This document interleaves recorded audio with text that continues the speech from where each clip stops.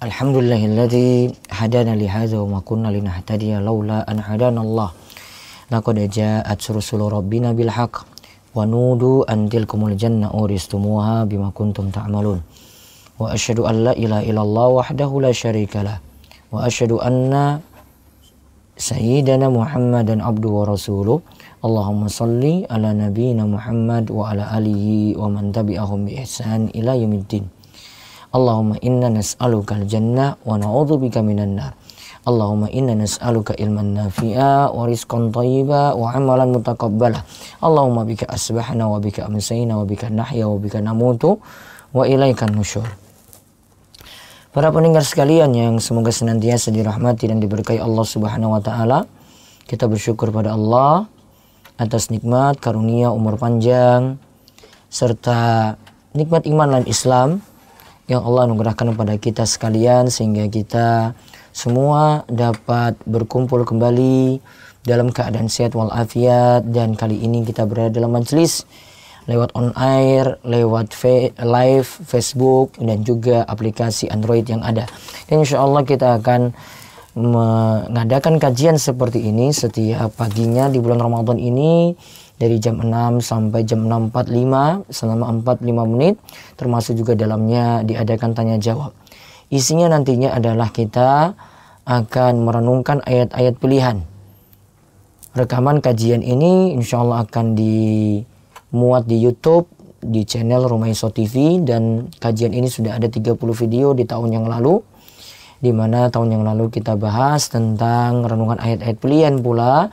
Kali ini kita akan melihat lagi ayat-ayat yang lainnya. Untuk kesempatan hari ini kita akan bahas renungan ayat pilihan saking surat Al-Baqarah, dari surat Al-Baqarah ayat 216, yang dimana judulnya adalah boleh jadi yang baik bagi kita, boleh jadi yang kita itu rasa baik itu jelek bagi kita, atau sebaliknya, boleh jadi yang kita itu rasa baik itu malah jelek bagi kita.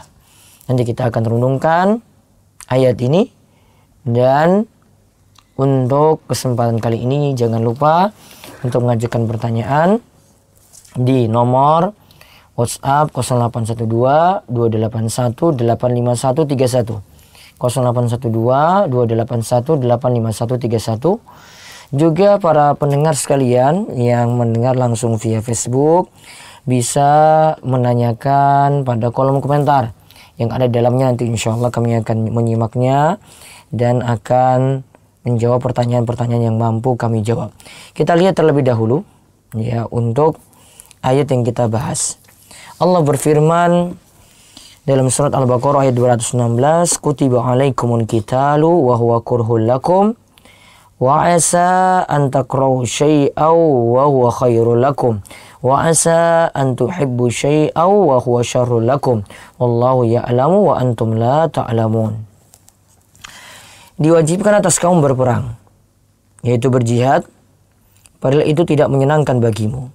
Tetapi boleh jadi kamu tidak menyenangi sesuatu padahal itu baik bagimu, dan boleh jadi kamu menyukai sesuatu padahal itu tidak baik bagimu. Allah mengetahui sedang kamu tidak mengetahui. Allah mengetahui sedang kamu tidak mengetahui. Kita lihat keterangan para ulama tentang surat Al-Baqarah ayat 216 ini. Diterangkan oleh Syekh Abdurrahman bin Nasir As-Sa'di dalam kitabnya Tafsir As-Sa'di, atau dikenal juga dengan Taisir Al-Karim Ar-Rahman. Ayat ini menunjukkan kewajiban untuk berperang di jalan Allah. Dan sebelumnya orang-orang beriman diperintahkan untuk meninggalkannya. Artinya tidak disuruh berperang dikarenakan lidha'fihim, dikarenakan lemahnya mereka dan tidak mampunya mereka untuk berperang. Namun ketika kaum muslimin itu sudah kuat, maka mereka diwajibkan untuk berperang.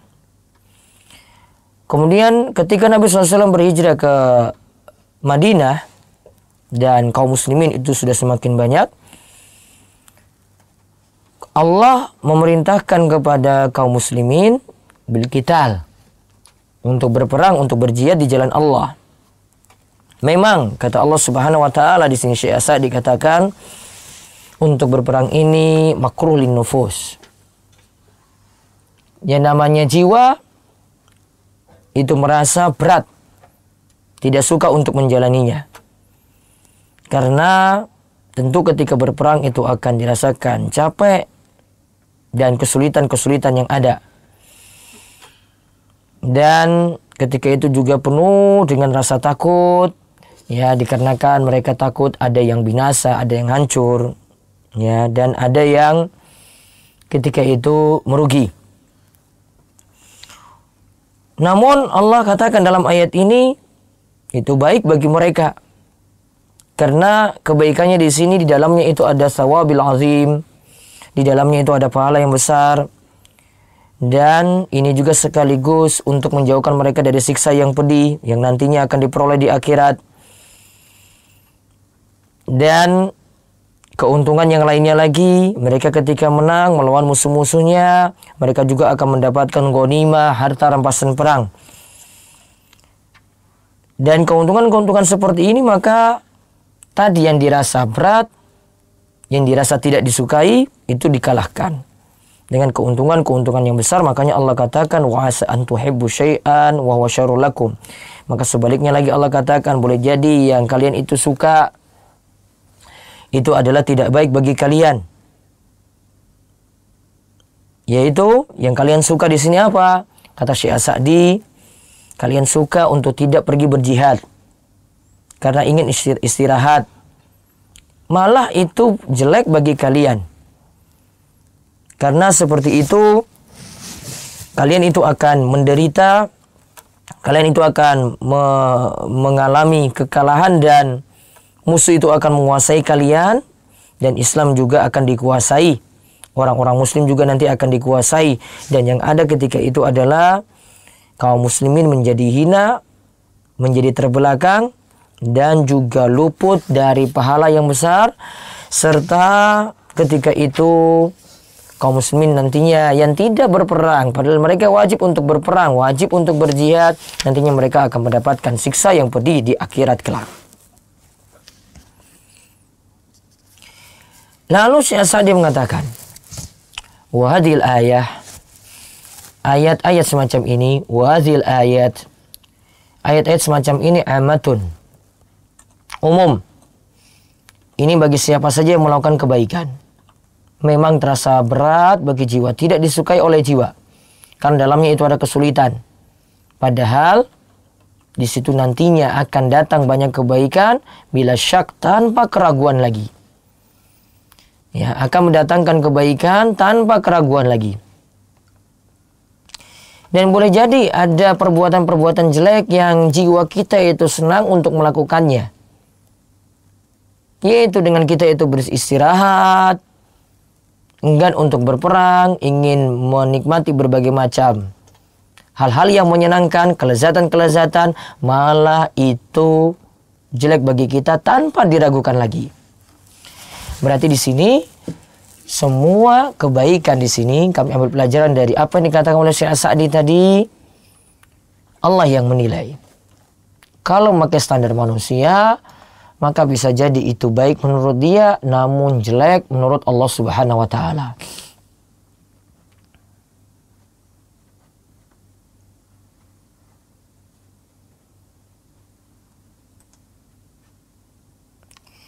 Artinya di sini Allahu ya'lamu wa antum la ta'lamun. Allah itu yang maha mengetahui, sedangkan kita manusia tidak mengetahui. Maka pasrahkan segala urusan itu kepada Allah Subhanahu wa Ta'ala. Itu ringkasan dari apa yang dikatakan oleh Syekh Abdurrahman bin Nasr As-Sa'di. Dan pemirsa sekalian, kita lihat lagi apa yang dikatakan oleh ulama yang lainnya seperti Syekh Muhammad bin Saleh, Syekh Muhammad Saleh Al-Munajjid. Syekh Muhammad Saleh Al-Munajjid dalam tafsir Az-Zahrawain, yaitu membahas surat Al-Baqarah dan surat Ali Imran yang diterbitkan oleh penerbit Al-Ubaikan. Beliau mengatakan di buku tersebut, tafsir Az-Zahrawain, di halaman 348, dikatakan bahwasanya Allah Ta'ala itu mengabarkan kepada orang-orang beriman tentang wajibnya mereka untuk pergi berjihad. untuk menyebarkan agama mereka. Jadi jihad ini diantara bentuk untuk menyebarkan agama Allah Subhanahu wa taala. Wa yakuffu syarrul a'da.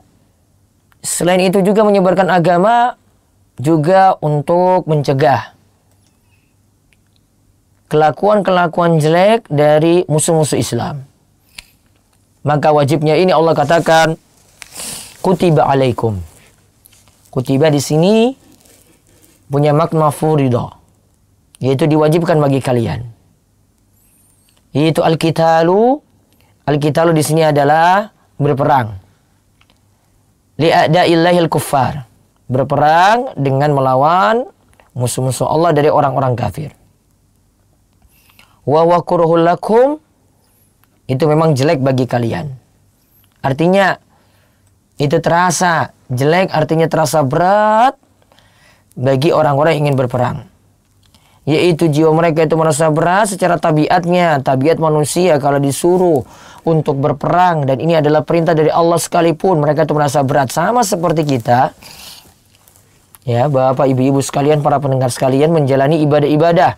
Kita karena mendengar hal ini, kadang mendengar hal ini langsung merasa berat. Kenapa demikian? Lima fi minal masyaqqa wal khauf. Karena dalam ibadah seperti jihad ini ada kesulitan, ada keberatan, dan juga penuh dengan kekhawatiran. Yaitu khawatir jiwanya itu terancam, atau sebagian badannya itu nanti akan luka, dan juga harta-hartanya itu akan musnah.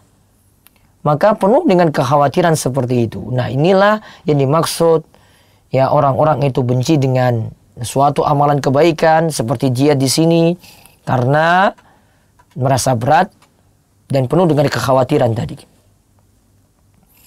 Kemudian di sini ada perkataan dari Az-Zuhri rahimahullah, ia katakan al-jihadu wajibun ala kulli ahadin ghaza aw qa'ada.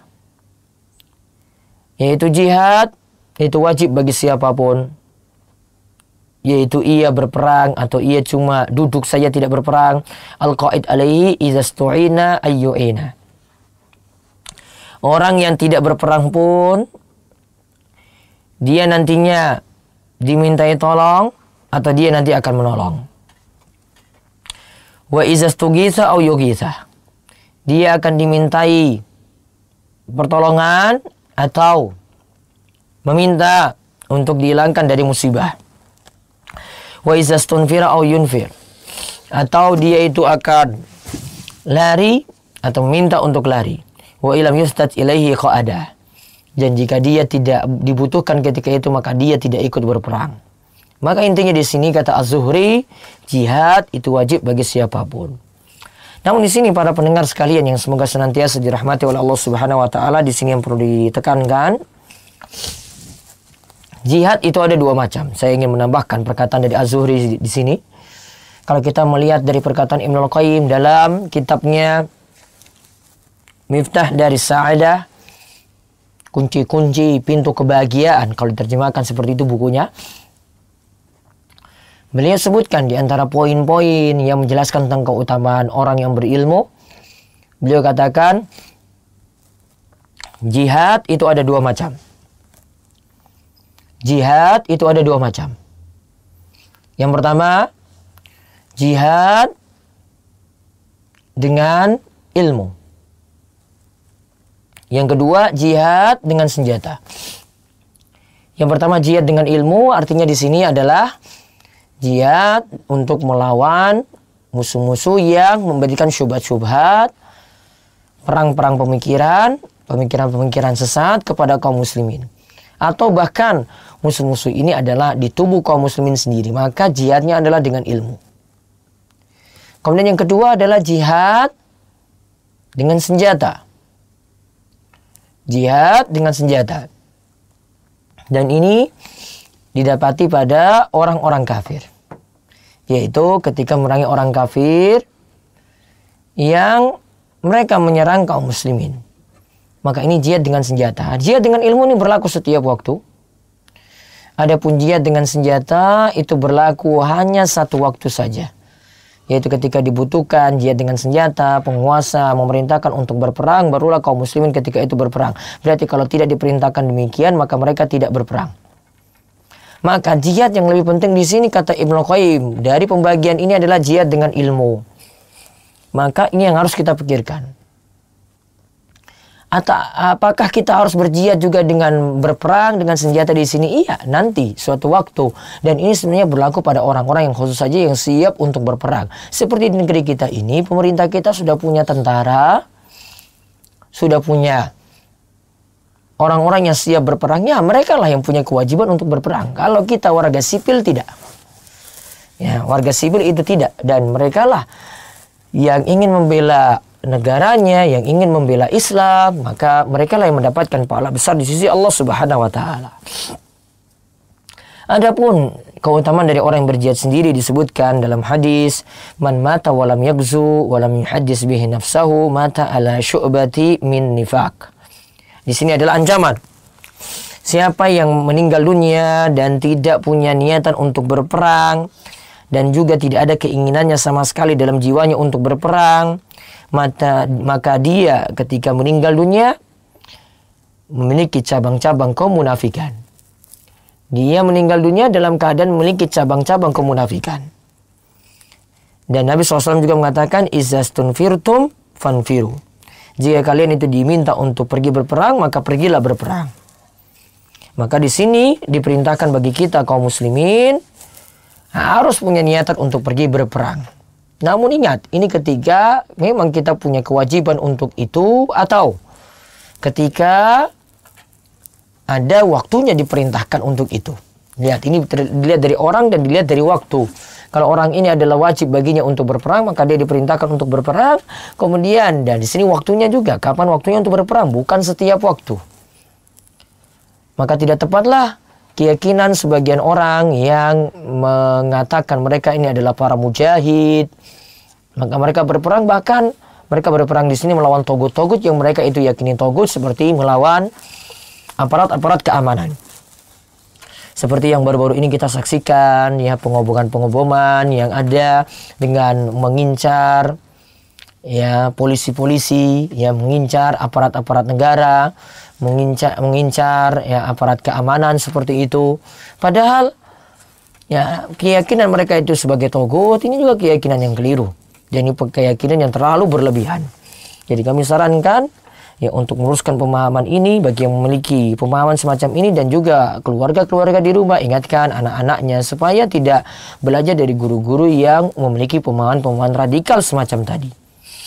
Nah, kemudian kita lihat lagi pembahasan dari Syekh Muhammad Shalih Al-Munajjid. Perkataan wa'asa, yaitu pada kalimat wa'asa an takrahu syai'an wa huwa khairul lakum. Boleh jadi sesuatu yang kalian anggap jelek itu malah baik untuk kalian.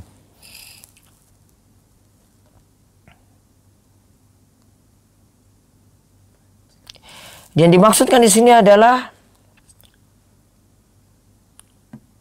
ini adalah sesuatu yang memang manusia secara tabiat itu merasakannya, bahwasanya dia rasakan jelek ketika itu. Namun ini secara hakikatnya bukan hukum Allah yang jelek. Kalau di sini kita bicarakan jihad, bukan jihadlah yang jelek. Jadi bukan jihad yang jelek. Namun bagaimana seseorang itu merasakan dari jiwanya sendiri. Jadi bukan dari hukum-hukum Allah itu yang dianggap jelek. Jadi dari beban kita, dalam jiwa kita, kita ngerasakan itu berat, itu jelek. Namun itu Allah katakan dari perkara-perkara tadi itu khairul lakum. Itu baik bagi kita.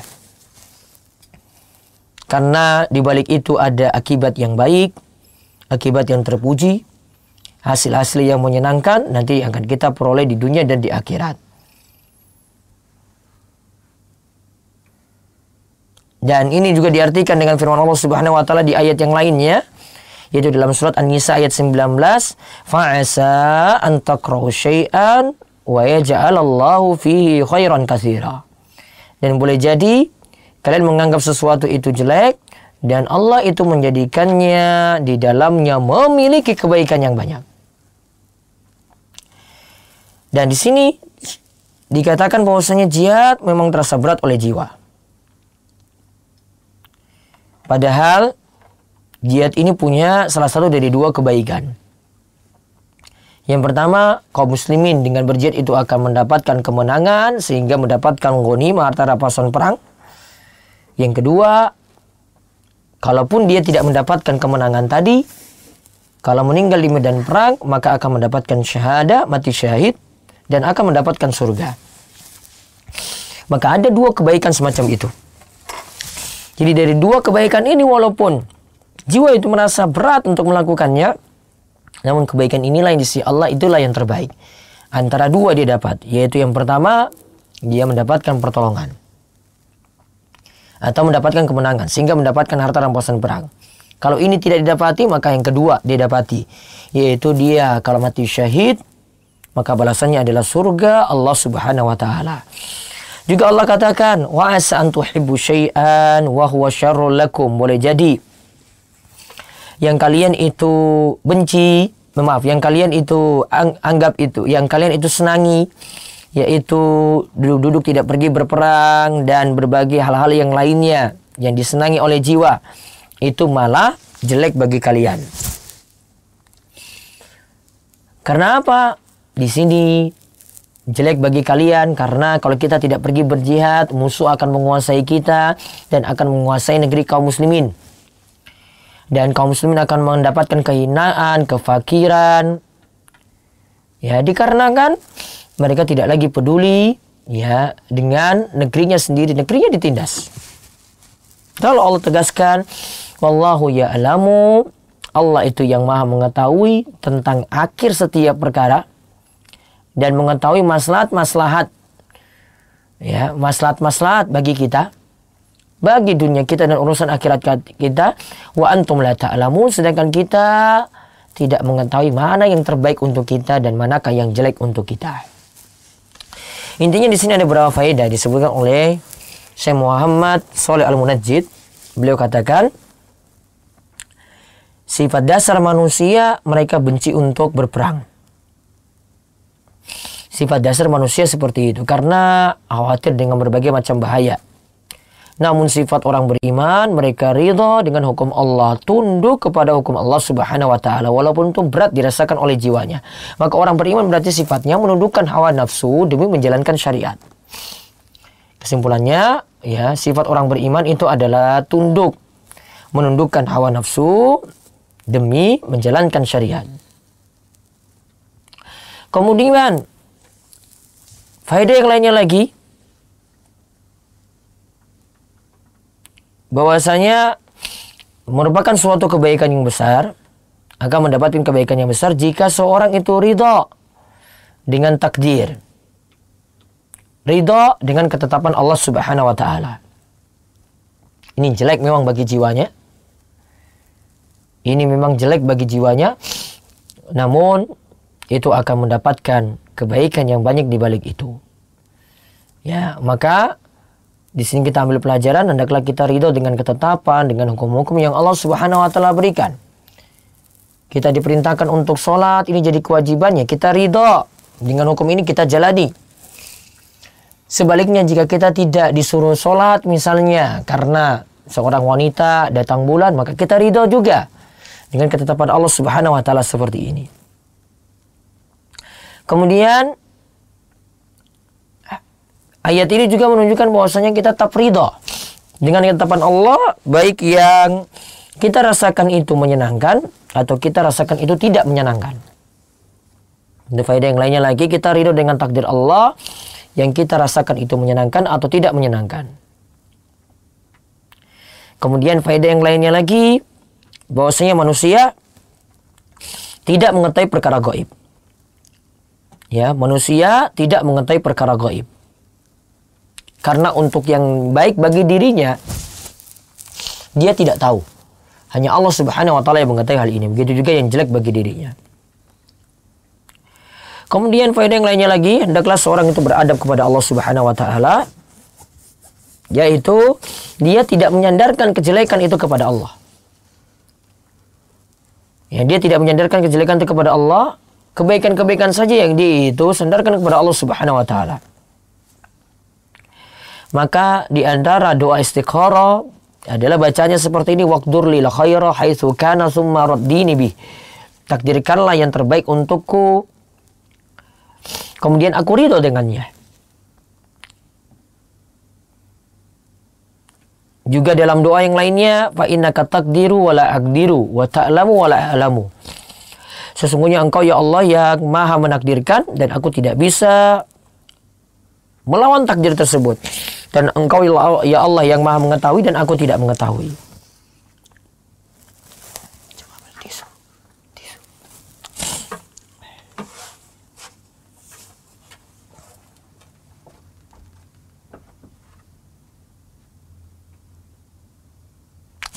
Kemudian kita juga dapat mengambil pelajaran lagi dari ayat ini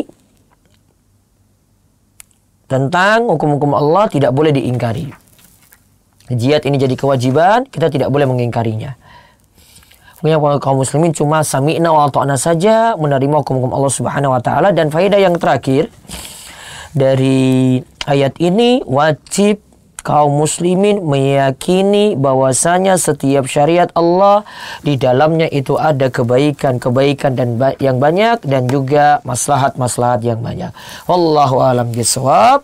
Ini yang kita kaji dalam kesempatan pagi hari ini. Mudah-mudahan kita mendapatkan ya faedah-faedah yang berharga dari renungan ayat pilihan yang kita kaji dari ayat 216 dari surat Al-Baqarah tadi.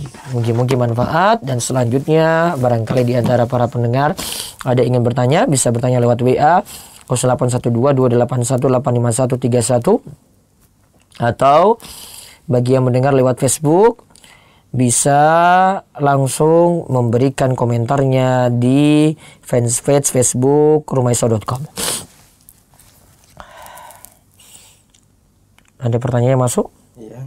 Kemudian tadi para pendengar setelah kita ikuti pembahasan masuk ke dalam renungan pagi pada hari pertama setelah beliau Ustaz Muhammad Abdul Tuasikal pulang dari ibadah umroh, dan semoga ini nanti akan menjadi acara kami untuk pada kesempatan hari ini dimulai pukul 6 hingga selesai. Ya demikian Ustaz, ada beberapa pertanyaan yang masuk melalui WhatsApp di nomor HP 081228185131. Yang pertama, Assalamualaikum warahmatullahi wabarakatuh, Pak Ustaz. Waalaikumsalam. Wajib bertanya, bagaimana mensikapi agar kita yakin bahwa hal yang buruk terjadi pada kita pasti ada hikmah, sehingga kita bisa ikhlas menerima hal-hal yang buruk dalam hidup kita. Mohon pencerahan Ustaz. Baik. Gimana kita bisa menerima ridha dengan hal buruk yang menimpa kita? Para pendengar sekalian, para pendengar radio Darussolin 107,8 FM dan yang mendengarkan via Facebook, fanpage rumaiso.com, juga yang mendengarkan pula ya lewat aplikasi Android yang ada di Play Store. Kuncinya adalah kembali kepada keimanan. Keimanannya bagaimana hal ini? Yaitu keimanan bagaimanakah kita mengimani takdir, yaitu mengimani ketetapan Allah Subhanahu wa taala. Karena di antara bentuk keimanan yang kita yakini dari rukun iman, antu'mina billahi wa malaikatihi wa kutubihi wa rusulihi wal yaumil akhir wa tu'mina bil qadari khairi wa syarri. Yaitu engkau beriman kepada Allah, kepada malaikatnya, ya, kepada kitab-kitabnya, kepada para rasulnya, kepada hari akhir, dan juga kepada takdir yang dirasakan baik maupun buruk. Yaitu yang manusia rasakan. Dia ada yang rasakan baik dan dia rasakan buruk. Maka di sini kuncinya adalah kalau kita itu mau mengkaji akidah yang benar, mau meyakini takdir, semua takdir yang dilakukan oleh Allah Subhanahu wa taala, kita mau merenungkan dari pembahasan iman, maka tentu kita nantinya akan mudah untuk menghadapi setiap musibah-musibah, hal-hal yang tidak kita sukai. Dan dari sini kita akan belajar bahwasanya sesuatu yang Allah tetapkan itu adalah sebenarnya baik bagi kita dan semuanya punya hikmah, walaupun kita merasakannya itu berat, dan ini adalah musibah yang kita jalani berat. Dan ingat, musibah itu hanya sementara saja. Pada puncaknya lagi nanti Allah Subhanahu wa taala memberikan jalan keluar. Fa inna ma'al usri yusra, inna ma'al usri yusra. Allah katakan Di balik kesulitan itu ada kemudahan. Allah ulang lagi, di balik kesulitan itu ada kemudahan. Di antara tafsiran dari ayat ini maksudnya adalah bahwasannya kalau seseorang mencapai puncak dari kesulitan, maka kemudian akan segera datang. Maka yakini bahwa Allah Subhanahu wa taala akan memberikan kepada kita kebaikan yang banyak, dan mudah-mudahan semuanya bisa sabar untuk menghadapi musibah, dan Allah segera memberikan jalan keluar dari setiap musibah kesulitan kita yang ada. Wallahu a'lam bishawab. Ya, demikian Pak Sarno dari Tumpak Pelayan. Pertanyaan yang kedua Ustaz, dari Bu Mariati yang juga dari Tumpak Pelayan. Assalamualaikum warahmatullahi wabarakatuh Ustaz. Waalaikumsalam warahmatullahi wabarakatuh. Dalam sebuah artikel disebutkan sabda Nabi, jika seorang istri berkata pada suami, belum pernah saya lihat karena berbuat benar, maka 40 tahun ibadahnya tidak akan diterima Allah Subhanahu wa taala. Bagaimana hukum hadis tersebut Ustaz? Wallahu a'lam, saya belum mengecek hadis ini, mungkin jadi pelajaran bagi saya, nanti insyaallah akan dipelajari terlebih dahulu.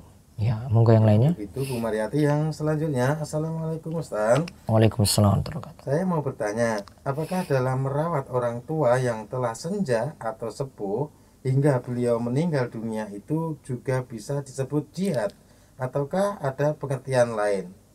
Yang jelas itu termasuk amal baik ketika seorang anak itu mengasuh orang tuanya sendiri, apalagi orang tuanya sudah sepuh, maka itu kebaikan yang banyak. Adapun jihad yang tadi kita itu bahas, ada dua macam, yaitu jihad dengan ilmu dan jihad dengan berperang. Yang ini yang dimaksudkan dalam pembahasan kita. Wallahu a'lam. Ya, selanjutnya dari Mas Bayu Surya Pradita, Karangasem, Palian, Gunung Kidul. Pertanyaan yang diajukan adalah, saya ingin menikah. Apakah lebih baik mencari akhwat yang sudah lama ngaji atau wanita yang disenangi tapi baru hijrah dan baru belajar agama? Yang jelas masing-masing orang punya kondisi masing-masing.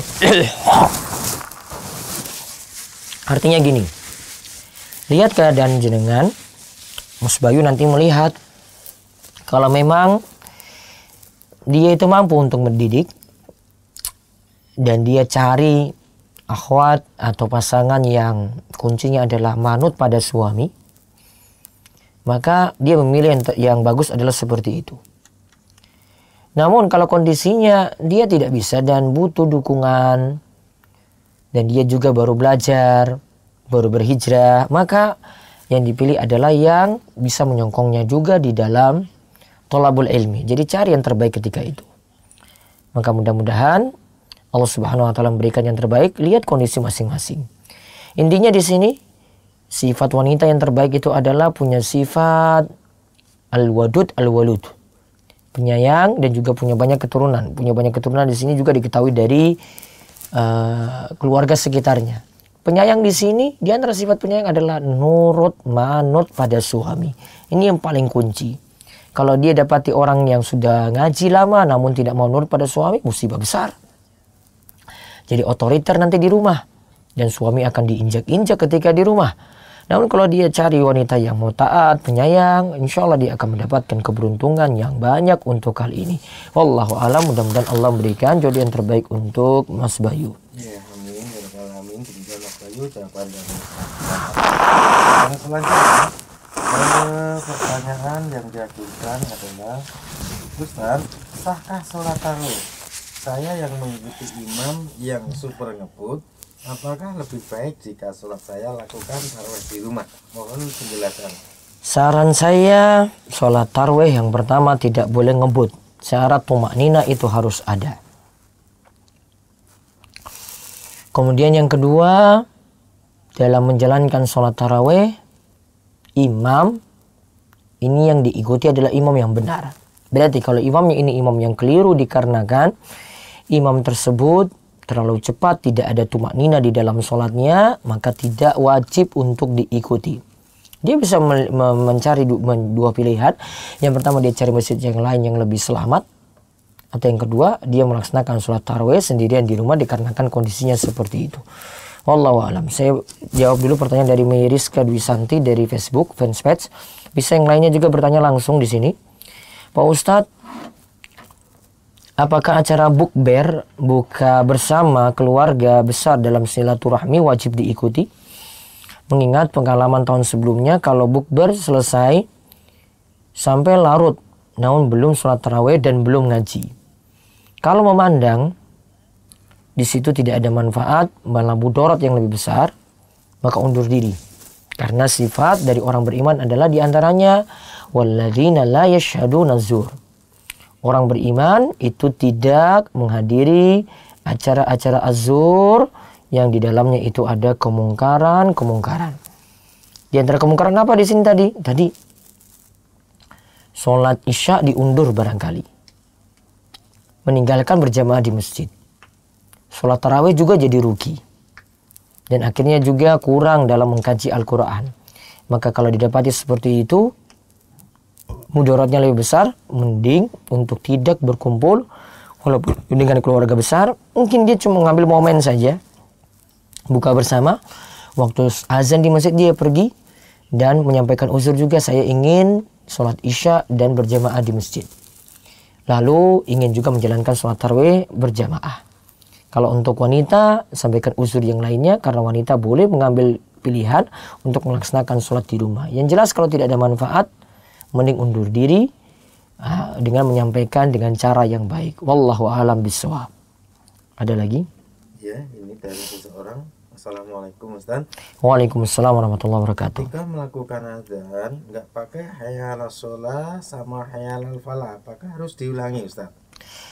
Kita tidak mengumandangkan hayya 'alas shalah atau hayya 'alal falah ketika mengumandangkan azan. Tidak sah. Harus diulang azan tersebut. Wallahu a'lam. Ya, yang terakhir untuk kesempatan pagi hari ini Ustaz.